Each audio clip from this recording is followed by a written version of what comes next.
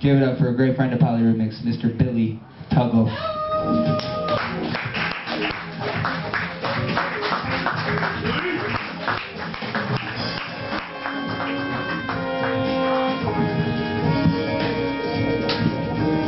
I broke it. Hey, what's up, everybody?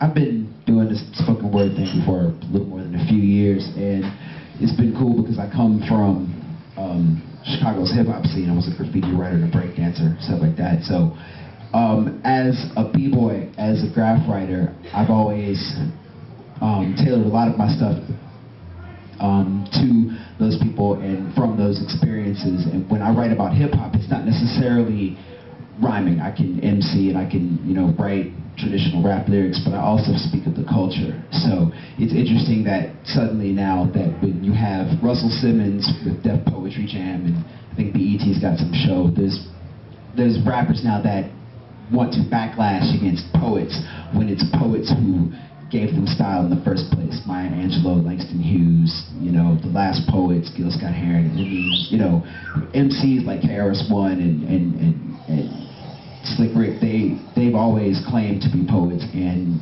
poetry is an intrinsic part of hip hop. So with that, I want to share a piece that is definitely a poem. It is about hip hop. It is about the culture that I represent. My glass is broken. That's okay. It's called Rough Draft, and it will be on my album Turnstile Sessions. Dig it. I write poetry and graffiti and vice versa. I've been accused of aesthetic vandalism, scribbling what moves the crowd while crowding the moves of the masses, a spray can sniper. If I'm guilty of anything, it's practicing the art of destruction and the deconstruction of artistic intent.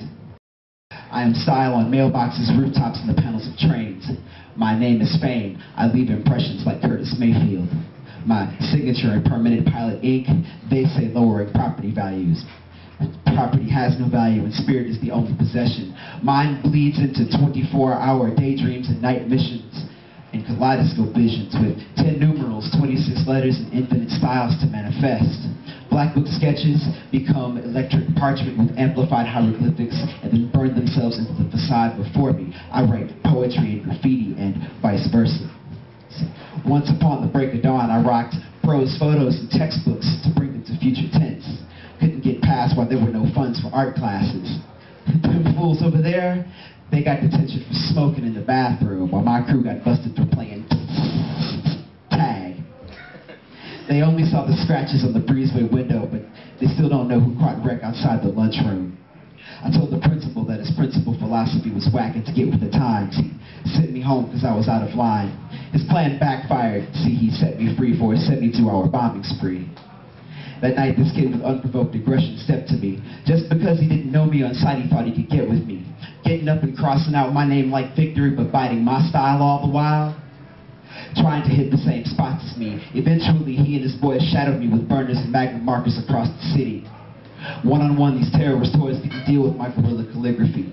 I ran subway tracks and tunnels hung from bridges and viaducts, ducked under station platforms, and haunted 24-hour buses and public bathrooms. I leave syllables colliding into positivity like love will and destroy hate, only to have messages of dysfunction, dissed, funked, and shunned thrown into my face. On the Ave, the side streets, and the cul-de-sacs, I guided their chase. After blocks of urban sprawl on dumpsters, lampposts, and fire hydrants, the battle slowly turned in my favor. Everywhere they wrote dissent, I doubled back and went over it with unity. Power and respect clashed with equal and opposite force. I led them down an alley, and they thought they had me. At a dead end surrounding me were anxiety, my nemesis, and his accomplices. With intentions of finishing this kid, they reached within and they threw up anger, greed, and fear on virgin walls. I reached inside with all that motivates, and with a swirl and a swish and a flick of the wrist, I blazed SOUL from the asphalt to the heavens. And that's how I faded them all. Thank you. Hey. Come to Buddha Lounge next Monday for the slam final. I'm in it, Kevin Koval's in it, Nikki Patin's in it, a bunch of dope poets are in it. It's like $5 next Monday, 7 o'clock. Thank you, Justice.